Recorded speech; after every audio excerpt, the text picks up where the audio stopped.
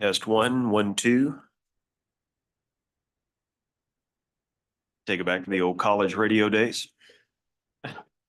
KASU. Welcome.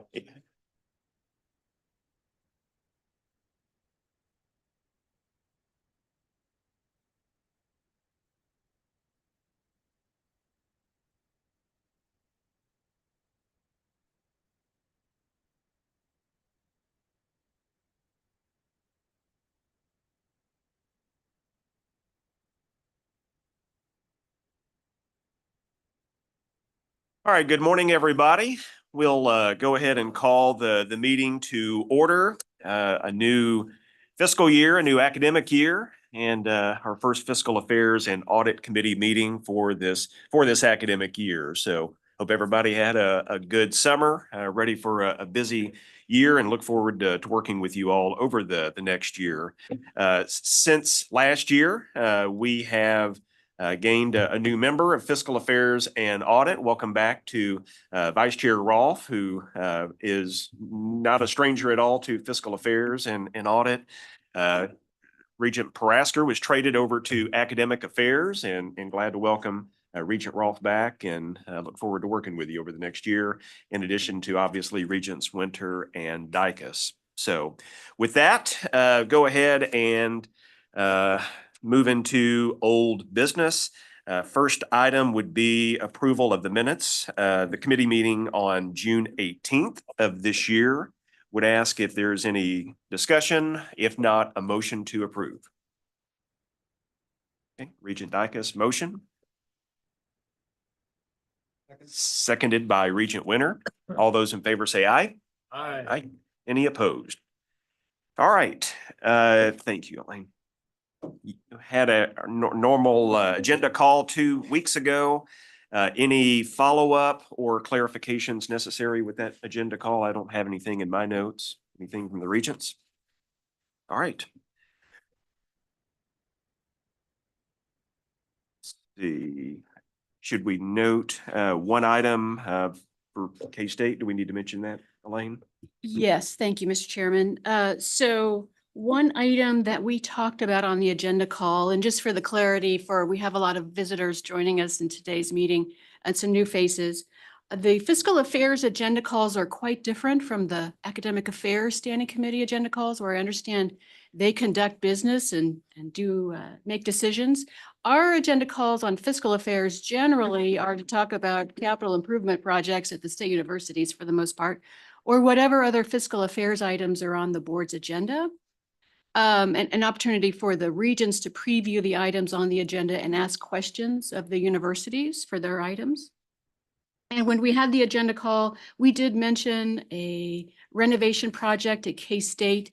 That project has been stricken from the consent agenda because it is under 1.5 million and so isn't needed for board approval under our rubric of who gets to approve what type of capital projects. So just wanted to note that for you in case you were wondering why it's no longer there on the consent agenda.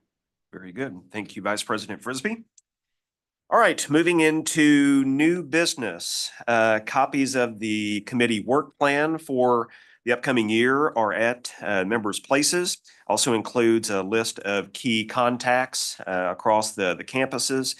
As one item to note is as KU and the KU Med Center strive to become one KU.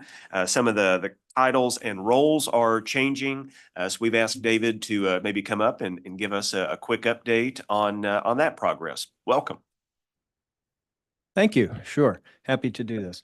So I think the board has heard from Dr. Gerard on this, but I wanted to give a quick update and then particularly talk about some changes that affect me and Jeff DeWitt a bit and as it relates to the board. So we have implemented, are now in the process of implementing the so-called 1KU restructuring of the executive leadership kind of structure of the university. And in conjunction with that, there are some changes that are noteworthy, I think, for you to make sure you understand. Generally, and sort of in a broad way first, Dr. Gerard is aligning now the university, across the entire university, so that leadership of the various functions of the university are responsible for the entire breadth of the university, as opposed to traditionally the Lawrence campus on the one hand and the medical center campus on the other. He is intimately familiar with both campuses, as you know, and I think he believes, and I think we all agree with him, that there is benefit from trying to integrate the leadership of the campuses. So we're thinking about the entirety of the university, not just one campus or the other, which has been the tradition for, I don't know, 125 years. So the changes that particularly relate to the Fiscal Affairs Committee and then somewhat as well to the full board are first, Jeff DeWitt is going to now, or is now, the CFO for the entire university, including the medical center. And he will have now responsibility for the management and oversight of the fiscal and financial matters at KU Medical Center. I have historically been leading on that, and Jeff is going to take that over. That leaves, and he is fully capable, and you all know Jeff, so you know he's highly experienced in these things. So there will be, should be no drop balls whatsoever, maybe an uplift. But Jeff and I are now working real closely together on transition, and I'm trying to get him up to speed with a number of things that he's not as much familiar with. So my role is also changing similarly. I am now the Chief Operating Officer for the university, and that means all campuses. So Lawrence and the Med Center and the satellites from each, Wichita, Edwards, et cetera. So operations in that context means a number of different areas. I sometimes joke it's the things nobody else wants to do because they're kind of mucky sometimes. But that includes facilities, IT, public safety, which is security and police, parking, and I also have the tech transfer office, which I have had for the last several years already. Those functions I'm already pretty much doing at the medical center, so I'm quite familiar with those at the medical center. I'm not nearly as familiar with the operations of those units, those functions in Lawrence, and so that's part of my task now, is to be actively getting smarter about how everything works in Lawrence. But those are two examples that are probably most relevant for you in the fiscal affairs and then maybe even in the general board context. I will sort of pull back and not regularly be coming to the meetings now. But given the facilities and the IT responsibilities, I have a hunch from occasionally there will be topics of interest that I probably will come and you know, help explain or describe or propose or whatever the subject might be in those realms of operations that I'm now responsible for. But I didn't want to just not show up anymore, and you wonder what happened to Vranikar. So Lane was kind enough to suggest that we have a quick overview. Real quickly, the other part of that organization includes an alignment in a similar sort of way for research. A colleague of mine at the medical center, Matthias Salate, who has been the Vice Chancellor of Research at the Medical Center, will be in the senior role leading the research enterprise on both campuses. The General Counsel's office is already set up this way, where it is already a so-called 1KU office, where it's one office that oversees the legal matters on both campuses. And some others similarly. I won't go through the whole roster, but it's a structure that Chancellor Girard's direct leadership team who report to him will be having responsibility for the entire breadth of the university for their particular respective functions or enterprises. Dr. Bickelmeyer, the provost in Lawrence, will be continuing to be in that role and will be the chief academic officer for the university. She will have those responsibilities as she has had for Lawrence, but also some elements of that at the medical center. The deans of the schools at the medical center will continue to report to the executive vice chancellor of the medical center administratively, but some of the academic functions of accreditation and program reviews and so forth will be led by Provost Bickelmeyer in her office. So we also finally, I'll mention at the medical center, you will remember that Dr. Samari retired I don't know, 6 months ago or so, I think. And we have now, Dr. Gerard has now named Dr. Steve Stites, who has been on the campus in both the medical center and the health system for 3 decades or more, very familiar with the entire campus, both clinical and academic university.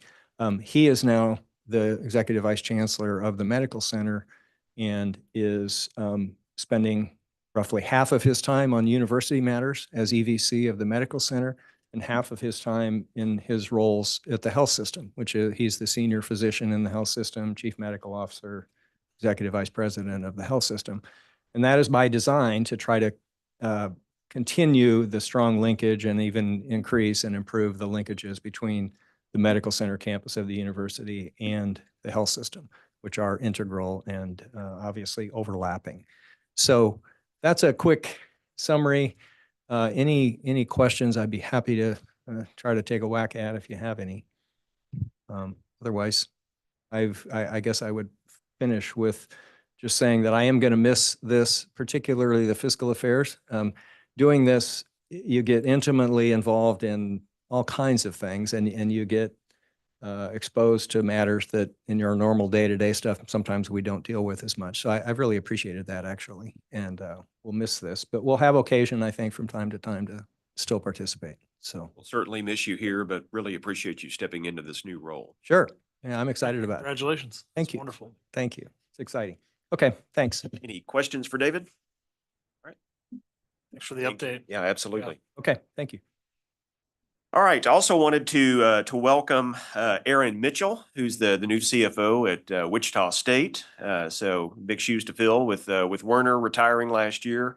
I asked him if Werner was still around, and he said, "Well, they gave me his email address." So that's Werner basically saying, it's in good hands now. So, but Aaron, welcome, and look forward to working with you over the next year. All right. Let's see. Let's review board agenda items under fiscal affairs. You've all received that information. Regents, is there anything on consent agenda that you would like to discuss? Vice President Frisbee, anything we need to know about items on the consent agenda? I think we ran through them quickly on the agenda call. Of course, we have the annual mill levy budget for Wichita State. That's a legacy from their time as a municipal university. The table on page 79 is noted for you for the new amounts as they're proposing for fiscal year 2025. So this is a statutory requirement that this be approved by the board. We've got the capital projects, the item that was removed for K-State. You did receive, I believe, a new program statement related to the demolition of the Student Center, the International Student Center for K-State. That does spend a bit of our state funding for demolition, but still we have almost $3.5 million for this year. So any state universities looking to tear down, we've got some more money to spend there. And of course, the property acquisitions for Pittsburgh State for 2 different purposes, the KBI lab and then the new College of Business in the downtown area. I should note one thing at the very top of page 86 in the WSU MOA. There's reference in a title to summary of changes. That should read summary of changes to the agreement between WSU and AFT. WSU AFT and the university, not FHSU. So that's a little typo we had there in the title in the issue paper, but the substance of the changes, I believe, are correct. Those are all of our agenda items under fiscal affairs. Okay. Any questions related to items on the consent agenda for this afternoon? Okay, I do need to back up. We need to, the committee work plan that I had referenced, we do need to formally approve that if you're comfortable doing that. I'd be glad to move approval of this wonderfully organized fiscal affairs and audit standing committee. Enthusiastic motion. Do we have an equally enthusiastic second? Regent Dicus. All those in favor say aye. Any opposed? Hey, man. Bringing it. Absolutely. Been away for a couple of years.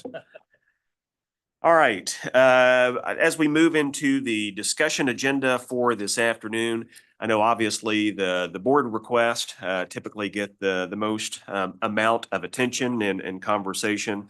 So I'd like to maybe save that for the last topic of discussion. So other items, Vice President Frisbee, related to the discussion agenda this afternoon that we should know. Again, we ran through these pretty quickly in the agenda call. On the bottom of page 107 and top of page 108 is a request from KU to align their out-of-state scholarship structure. So for transfer students, so it is the same as for incoming freshmen, and also aligns it with the Midwest Student Exchange Program. So makes KU a little bit more competitive for out-of-state students who are transferring in. You will be hearing from the folks at the Med Center and from KU Lawrence on their campus master plans. So we're on a cycle periodically where each state university needs to come before the board and give you an update. And so we're going to get that from KU Med. And the next item, starting on page 109. There's a lengthy issue paper with a lot of changes to board policy. And as the state universities folks have reviewed the details of all of those changes, they are now requesting that this be tabled and given another opportunity for refining some of the details in certain pieces of this. And we do want to get this right and do the perfect this as much as we can. So I think the university's request, the COBO folks would like to table this for you now and come back in November with some changes proposed. So I want to bring that to your attention. Item 5. Discuss and act on board policy amendments for the system for Chad Bristow to report on. The next item I do need to also clarify, number 6, act on distribution of fiscal year 2025 appropriation for IT infrastructure and cybersecurity. The funding for the state university, public universities for IT infrastructure improvements and cybersecurity, we received a total of $7.5 million. The board approved $1.5 million at the June meeting.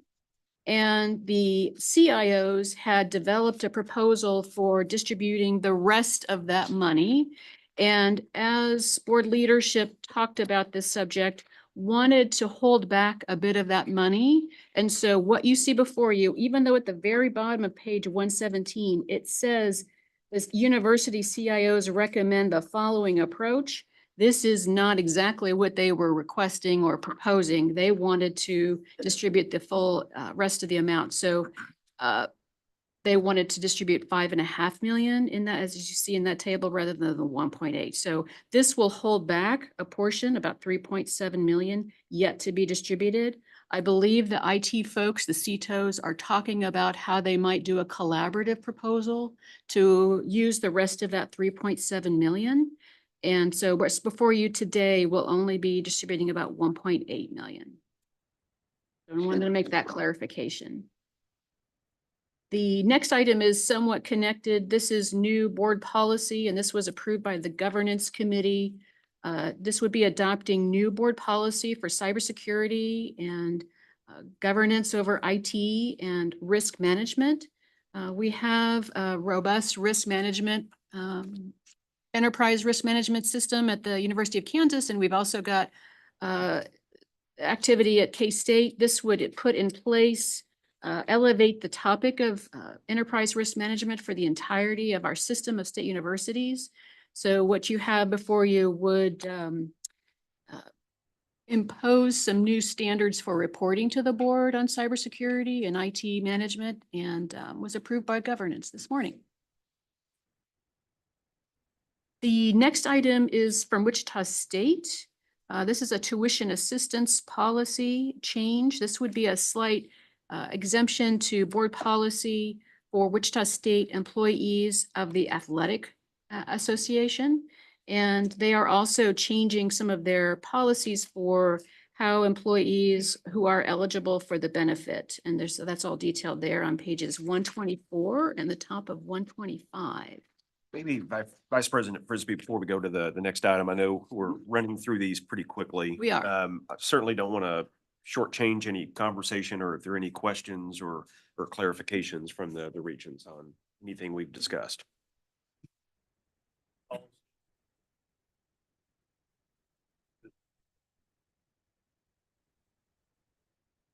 It is. So the question was, is this extending the policy we have for other universities? I believe so. It makes an exception to the board policy, which now says that you must be an employee of the institution. And so this is this would be for employees of one of the 7 affiliated corporations for Wichita State. Any other questions for Elaine? Great. Any Okay. other items on discussion, non-budget related?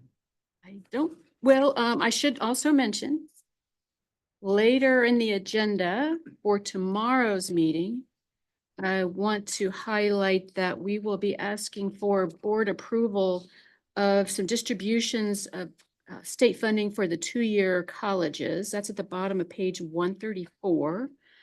The cycle of reporting enrollments is such that we collected last year's enrollments over the summer, starting July 1, and certified by the presidents as of September 6th. So since that time, the board staff have been taking those enrollment details and running it through the instructional cost model and coming up with the calculations for what the state aid would be for several of our programs, primary of which is commonly referred to as Senate Bill 155, also known as Excel and CTE. So these are the high school students taking technical courses at the 2-year colleges and funding the tuition for them so that they don't have to cover that. And we are slightly short in the amount we have available this year. So enrollments have grown. The Tech Ed Authority approved the amounts as calculated yesterday in a meeting and also asked that the board include the coverage of the shortfall in your unified budget request. And so we're going to talk about that part here in a moment. But we are, for the 4 programs affected, and I'll talk about this tomorrow morning, we're just about $468,000 short in total. And we'll need to, and these are programs that are in statute. So for us to fund what the colleges are due, according to the statute, we would need some more funding. In the unified budget request, you might have noticed that there's an item, it's noted, has been noted here in the most recent iteration of the table as item AC, 2-year colleges fund calculated costs for tiered, non-tiered, Excel and CTE as TBD. So we know we can take a good guess at what we might need next year if we stay on the same trajectory for Excel and CTE. We'll still need to do some calculations for tiered and non-tiered courses. That'll be the next step for us to do. All right, any questions for Vice President Frisbee? Lots of good information. All right, any Okay. other non-budget agenda items need to discuss? I don't think so. All right, we'll move into discussion related to the board's unified state appropriations request. Before we begin the discussion, just want to thank everybody for your work on this. I would dare say there's probably not a person in the room that hasn't put a lot of time and effort into this. The institutions, both the 4-year sector and the 2-year sector, thank you for your help. Certainly President Flanders and Vice President Frisbee and your teams. Chair Ice, Vice Chair Rolfe, fellow members of the Fiscal Affairs Committee, thank you for your due diligence on this.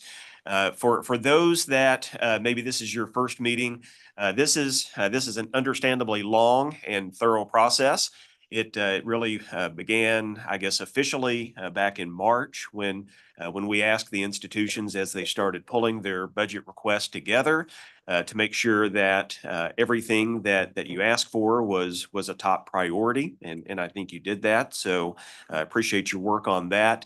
At our offsite retreat back in July in Wichita, we heard every single one of these requests. Thought that that was important, that all of the requests have its day in court, and for you to be able to tell us why it was so important. When we left that retreat, the total amount was at almost $650 million. So we knew that we had some work to do. And since then, we've received extensive feedback, both verbally and through written letters, both the 4-year sector and the 2-year sector.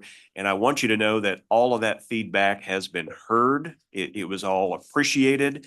I know sometimes that can be hard to believe if your item wasn't necessarily in the final version of the budget, or if it's in there at an amount different than what you requested. We did hear all of that, and we appreciate it. You're all very effective advocates for your campuses, and we appreciate that because you're the ones that are on the ground. You know why it's important, and we appreciate you making sure that we understood every single angle of every single request. Obviously, it is then our job as regents to take all of that information and put it into a proposed budget that is reasonable, that is responsible, and reflective of the board's priorities. Includes student affordability. I see some of our student leaders here with us today. Student affordability, student success, and helping our institutions keep pace in a very highly competitive environment. And when I say competitive, it's not only competing for students, it's competing for faculty, for support staff, for research staff. I think that goes back to that communication. Much of this budget was done in response to the communication that you have given us. And when you tell us things that such as Kansas lagged behind all of our neighboring states in terms of student tuition assistance, we heard that. When you told us how we compare against other states in terms of research funding, we heard that as well. And so I'm confident, I'm just one voice, one vote. But I'm confident that the budget that we have accomplishes much of that. And again, it's not without the great work of so many people in this room. So look forward to the continued discussion. So the way we will tackle this is I'll ask Vice President Frisbee to give us any late breaking news like the one you just mentioned. And then regents, since we did hear about each one of these items at the offsite retreat, I don't know that we need to go line by line and discuss them again as we did back in July. We spent a lot of time doing that. We just go straight to if you have questions, comments about the budget as a whole or any of the individual items is how we will tackle that. So with that, Vice President Frisbee, any new information that the board should be cognizant of? Thank you, Mr. Chairman. Yes, so as I referenced a moment ago, we have 4 items noted here in a new version of the budget table for Excel and CTE, Accelerating Opportunity Kansas, 2 items for that program, and the GED Accelerator. We had been tracking items 1 and 3 already in the budget as issues that we knew we would need to address for 2026, but now we know the exact amounts that we're short for 2025. And so I have assembled those into the table. These would be supplemental requests that we would seek from the governor and the legislature, and then we would hopefully receive those funding items within the current year to then pay the colleges for the amounts that they are due according to those statutes. I don't know if there are any questions about those. Concern?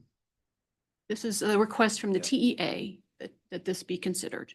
Certainly would be supportive of that. And Do we need to vote on that or just consensus know that we want to put it in recommended? It would be up to the committee if you wanted to do this by consensus or by vote. consensus would be okay. I consent. Any concerns with including this funding? Okay, I think we have consensus. Other items that may have changed since the information was sent last week. Yes, so want to highlight that several items from the universities have been withdrawn from the request. And that references back to a comment that was made at the agenda call earlier. So when you met in Wichita at the budget workshop and the retreat, The agreement was that the universities and the colleges would get back to board staff with any changes or clarifications that needed to be made according to what was originally submitted when the total was $650 million. And so there were emails exchanged with board staff to clarify, some cases add to or withdraw requests. And so now we have noted where items such as Emporia Estates parking lot repair, the campus-specific items for Fort Hays State and Pittsburgh State have been withdrawn. An item for Wichita State on strategic alignment has been withdrawn. An item for Washburn strategic alignment has been withdrawn. We had noted an item for regional literacy centers for a time for the Literacy Council, Literacy Blueprint. That has now been withdrawn. All that to say, as items have come out, we have now, what I have tallied now as potential for the board's consideration is just over $273 million for the coming year. And I would just note that that number will grow once we know what we want to put in place for tiered courses, non-tiered courses, and Excel and TTE. Okay, very good. All right, thank you, Vice President Frisbee. With that, we'll open it up to fellow regents for thoughts and questions. I might just add, some of those got moved over to Commerce or other places too, not just Sure. zeroed out. And so I Yes. know we discussed that on our agenda call, but just to Yes. get that in the minutes of this meeting too. General thoughts on the budget as it currently stands, or any questions about individual items? Regent Rolfe. I think this represents great work in the way it should be done. I know everybody took hits in this, and when we're having to pull back, it's good when it can be shared. And I appreciate everybody having a trusting and collaborative spirit along the way. And I think our investments that we're asking for are in the right places for the work that we do in the state around economic development and mostly around student affordability. And, the feedback we get on every campus visit around being able to compensate our team members at a market rate is really important. So I like our shift in strategy. I think it's right for the time where the state's at and where we're at. And this feels aligned to me with our strategic plan. So great work, and I'm fully supportive. Thank you, Regent Rolfe. Regents Dykus or Winter? Any questions, any comments? Regent Dykus. Question I have on line, figure out where this is, line 1A. Yeah. No, excuse me, I'm on a different one. Line G, yeah, the regional states went from 15 to 21. Is that did we move another line into that? No. That was just additional requests? Correct. Okay. And obviously our regional representatives are here. The move to increase that regional request and suggest that it be recurring, and our intent that it would be recurring. You saw then afterwards, as Elaine mentioned, then the one-time ask were removed after that. But no, it wasn't necessarily rolled in from any other item. Okay. Thank you. You bet. Yes, Regent Winter. Good morning. With respect to the 273 million, compared to existing funding, that is funding that's approved, appropriated, et cetera, what's the percentage increase relative to the 273 million? Percentage increase over existing approved funding? So the 2024 legislature approved $1,373 million. So just a hair under 1.4 billion, where historically that total would have been 800 some million. So it's remarkable how far the system has come in 5 or 6 years. But the addition of 273.2 million on that 1.373 billion would be just about 1.7%. So 23 million more. Can you calculate that? So our overall structure, we're a $4.7 billion enterprise, is that right? Or is it 4.5, 4.7? 4.5. Mhm. So on a $4.5 billion total budget, what's the increase? It's like the way I'd be thinking about. Mhm. Says Chip. Sorry. I don't want to misspeak. I mean, it's I guess that's less than 1%, that over here, 0.5%. probably. You have it, Becky? You can come back to that. I Okay. didn't interrupt. I just was curious when we were talking about. So I'm curious about back in the old days, Ways and Means always talked about new money. So my question relates to new money, that is money that's in addition, if approved, money that would be in addition to that which is already approved. Follow me? And that number is only 1.7%. Yes. So let me use an example. So I'm looking at item F, One Health, 51 million. Is that 51 million new money? It is. It is part of the new money. Mhm. And how much, so how, in addition to that item, that 51 million, what is the total of new money in the 273? That is, well, of course, it depends on how you look at it. The 20 plus 2, 38 million of that would not be new money because those are student success and IT appropriations. And 5 million for Excel, for CTE capital outlay, so 43 million. And 10.5, so 54 million of that is not technically new money. Those are amounts that were part of what the 2024 legislature approved already. So in some sense, we're down to about 200 and let's call it 220 or 215 for new money. 215, For new things that Million? that the legislature has not heard of before.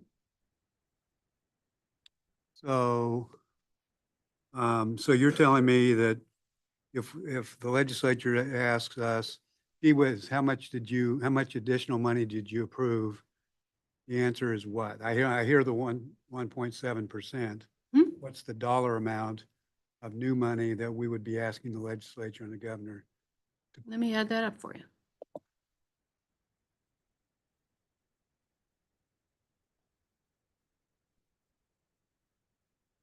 And Becky, whoever's working, holler out that 4.7 billion for me whenever you have it. So Regent Winter are for new things that the legislature has not funded previously in some fashion. Subtract that as well because they've done that.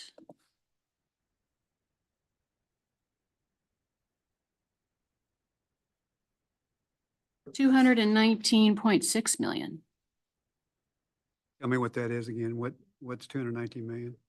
Those are items on the table that would be new projects of some kind. A feasibility study for the dentistry school, the architecture building for KU, the One Health and Research Initiative.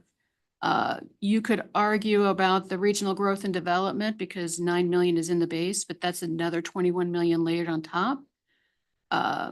The student focus on student affordability would be a new layer of funding as well. So that's the 219.6 million that would be new. Some of the items on this list, you'll see items marked as B, C, D, and E at the very top of near the top of that list for IT infrastructure and cyber and the student success initiatives. Those are things the legislature has funded for multiple years, but are not part of our base, not part of the base. So every year those items have to be reapproved. Seemingly so, yes. So the 219 million that you just added up, is a part of the 273. Mhm. And, and that, would that 219 million all be general fund money? Yes. And making sure that we're talking about general fund money, how much, what's the percentage increase that we're requesting in this budget of general fund money? Well, according to the rules that we have to adhere to with the budget division, we're asking for, to their preference point, we're asking for the 273 million in this scenario as a system.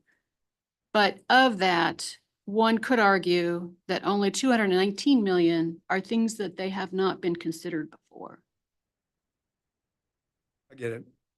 And I would be, to Regent Rolfe's question, I would be interested in that, what the increase would be for overall funding. Okay, we'll get to that. Sure. And I too am interested in that. Sure. Okay. And part of that context is when we get to tuition at the end of the year.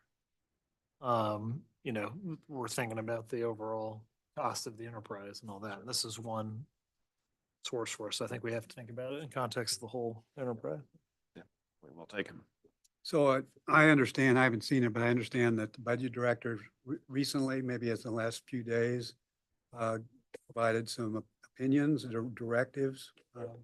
What is it that what do you communicate about? So the budget director has, I'm going to say, more frequent communications with cabinet agencies, most likely.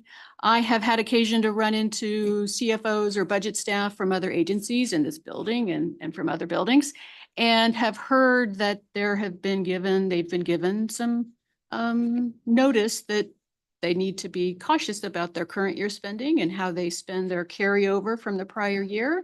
And the governor's office and the division budget is looking to be quite conservative in how they plan for the coming fiscal year. Legislature did enact a bill in the special session back in June. And I think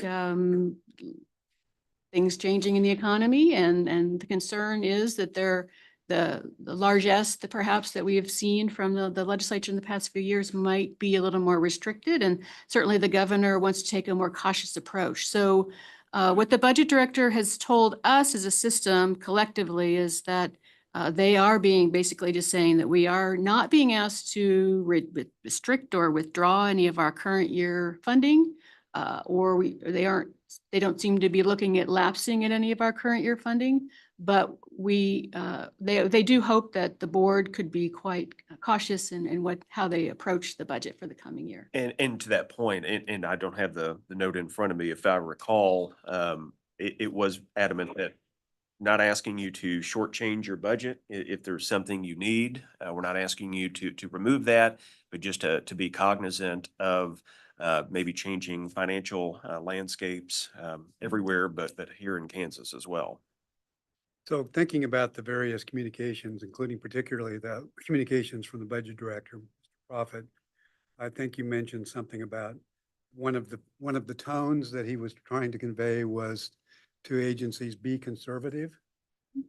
What would Mr. Prophet think about this $273 million request? Personally, I don't we know have that any we can, idea? I don't know that we can anticipate what his response would be. I think it's one more reason that as the budget requests were submitted to us, and they were, as I mentioned earlier, close to $650 million just a couple of months ago. I think that was even more impetus for us and a reminder that we needed to make sure that everything that was included in this budget was a priority. If it's not one of your top priorities, then it shouldn't be in here at all, and how we got to where we are today. So one of the things that's throwing me off here, I haven't seen any of the communications from Adam. But in past years, maybe I misinterpreted it in past years, but I would look at this document and I'd look at the bottom and I'd think, I want to know what's the additional spending being requested by this agency? Additional spending beyond that which is available in the current year. Is that 273 million? Is that the answer? Let me use the 219 because there's some recurring money Sure. in the 273, right? Sure. In the budget director, from his point of view, according to his allocation process and the allocations that the system has been given, his point of view would be that the Board of Regents would be asking for an additional $273 million. Additional to what? Additional to what has been planned for or allocated to date. So if that 273 was implemented, Mhm. it would have to be implemented by the governor and the legislature, Mhm. approved in a bill. And that would require 273 million additional. Above the allocation, but compared to the current year funding is $20 million higher because of the so many one-time items that are in the budget for this year. So you just said something that I need to go in on. By the way, thank you for your patience with me, but the 20 million, you just mentioned, what's that represent? It would be the incremental increase comparing what this 273 million added to our allocation would compare to what the legislature approved for 2025.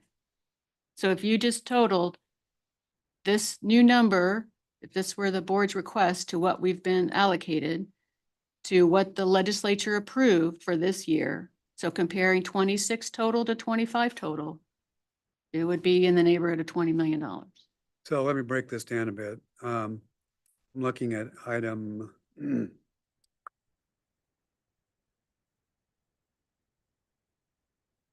E, Mhm, One Health, maybe it's F, One Health. mhm, And the column I'm looking at is 51 million. mhm, Is that new money? mhm. So how could it be, how could we have?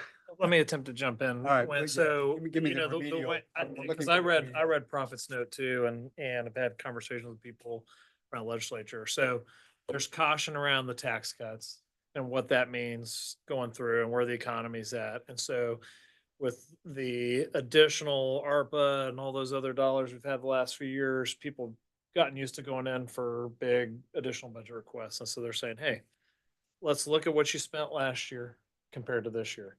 Not necessarily breaking it down, this is the way I heard it, into the individual things. Was this on here this year or this year? The state spent a certain amount on higher education last year. Including all they're- this one-time money. Yeah, all and our- their investment. And so we've now been able to back this thing down to about the same investment. Some of the nuances are different. You know, last year we would have had more in there for student success, right? We've taken that back and that's created room for something like additional recurring dollars for the regionals or the One Health.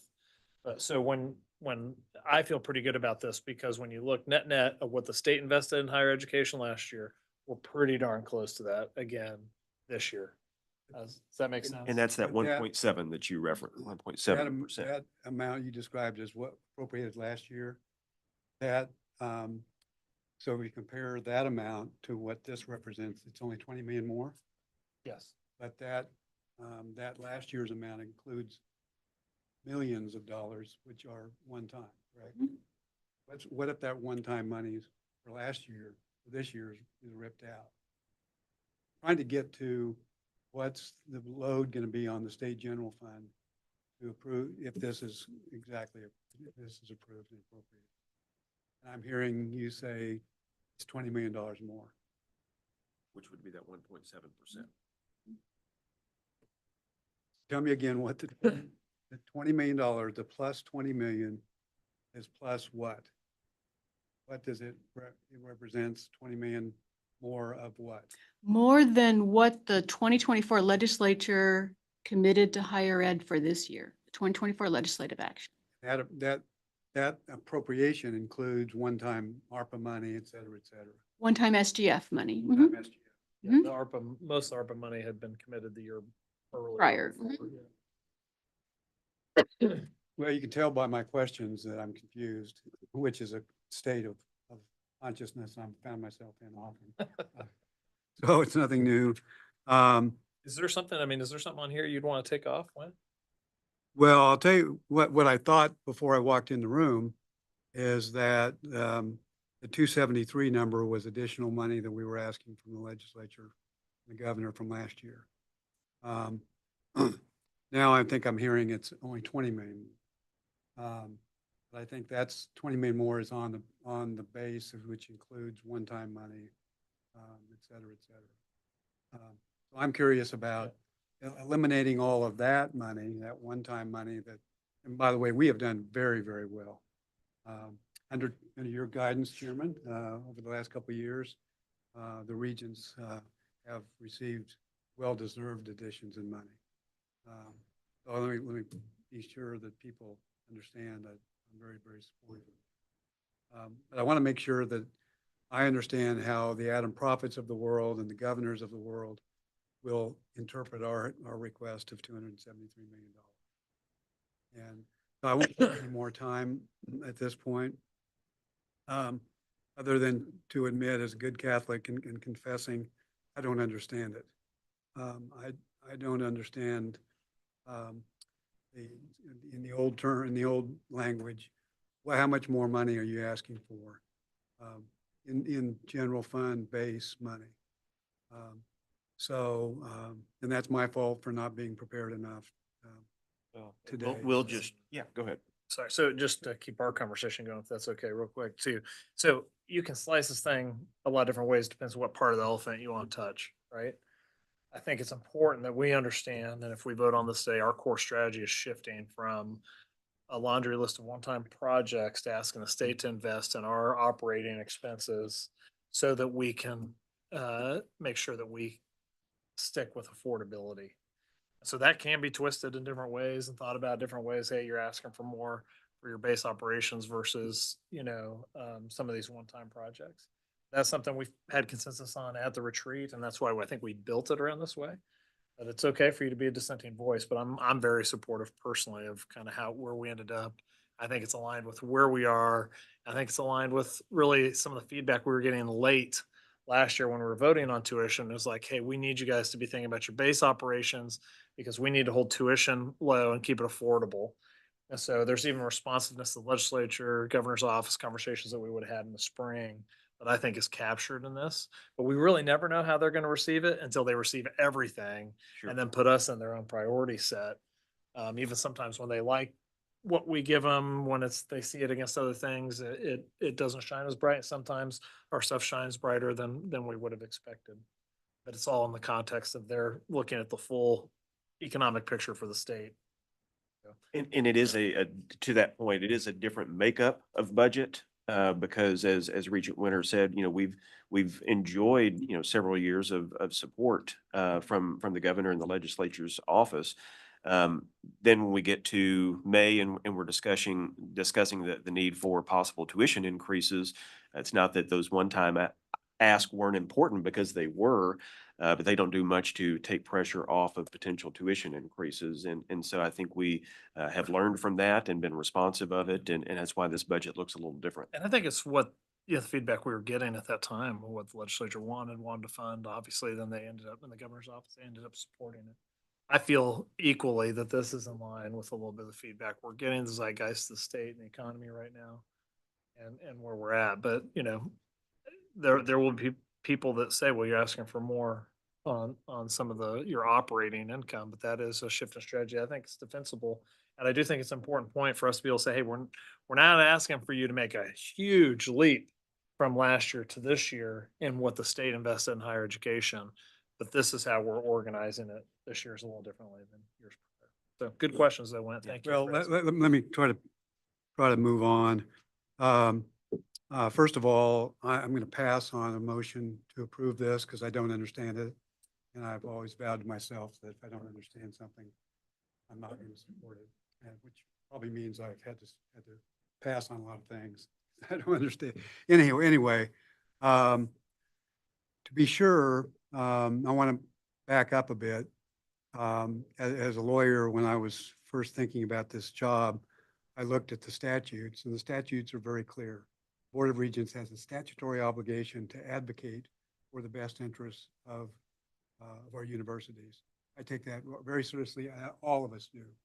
And I think in terms of advocacy, if we believe that there ought to be 273 million more, I'm going to use the 219 figure, then by God, we have to explain it support it and go all the way through the legislature with that recommendation. And also as a lawyer, there's nothing more I find fun and interesting and challenging other than advocating stuff. So we all are big proponents of the higher education. And I am confident based on what I know of these things.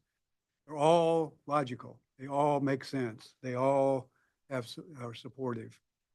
At the same time, I think the legislature must be reasonable and responsible. You use those words in your introduction.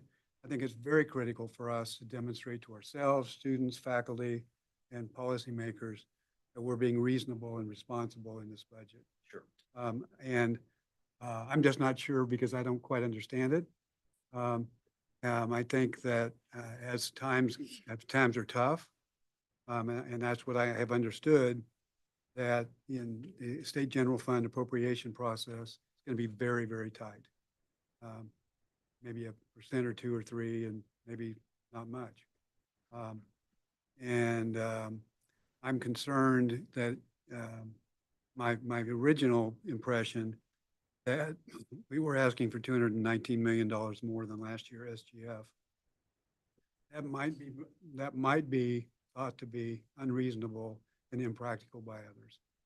I think when times are difficult, it's important for those of us who are advocating to have a tight huddle.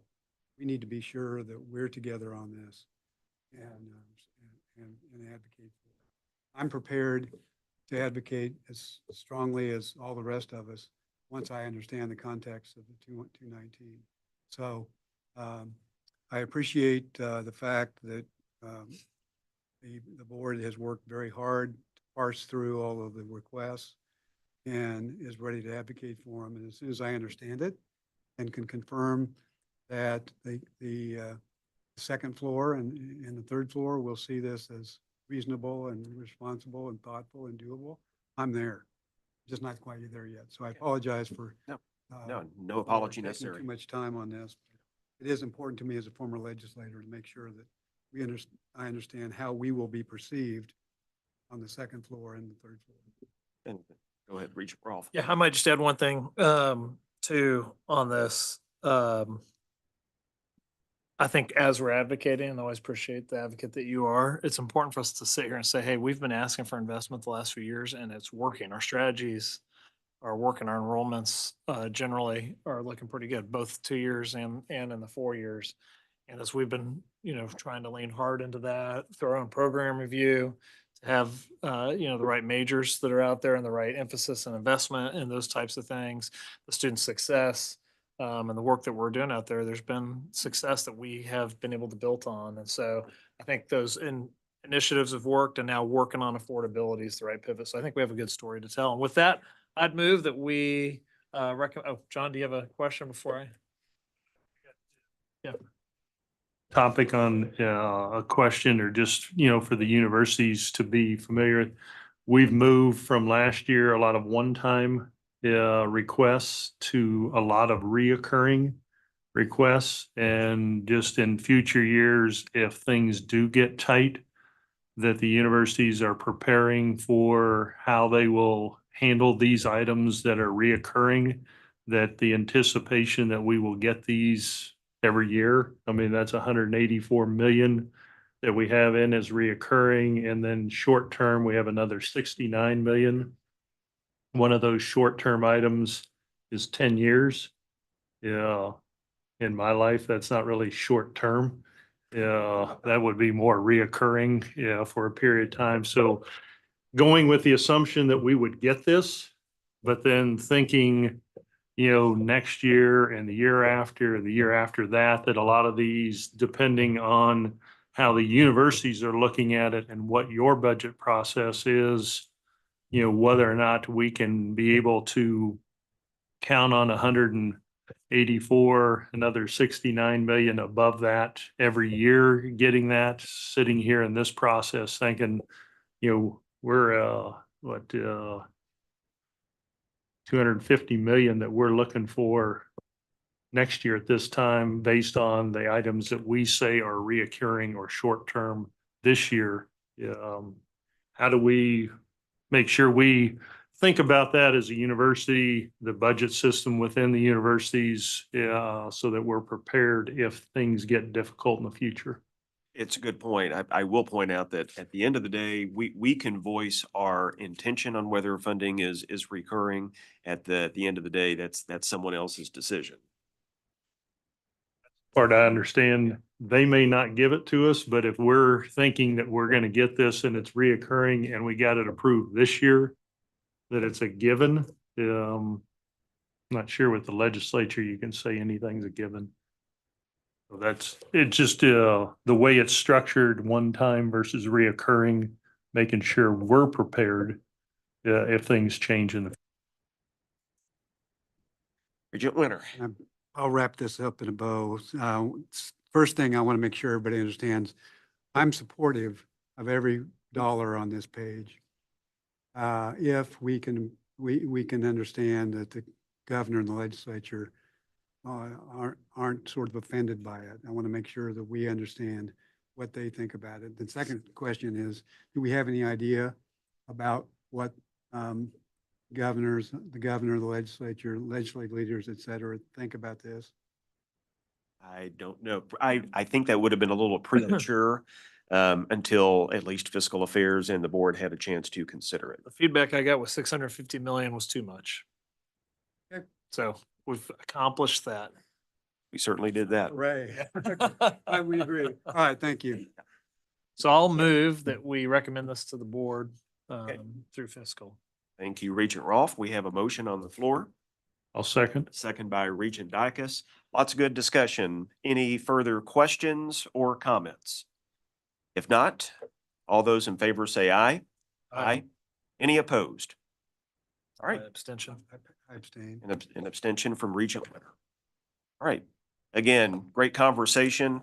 Vice President Frisbee, Becky, everybody and on your team, thank you for your work and thank you for rolling with the curveballs there. Thank you, Mr. Chairman. And I think we can take a stab, Regent Winter, at perhaps providing that context for how this fits in with where we've been and where we're trying to go. That'd be great. I don't want to burden you. We'll see what we can do. Okay, We want the full board to understand, so. All right, let's see. We always leave room for Director Bristow for any updates on capital renewal initiatives or campus restoration efforts.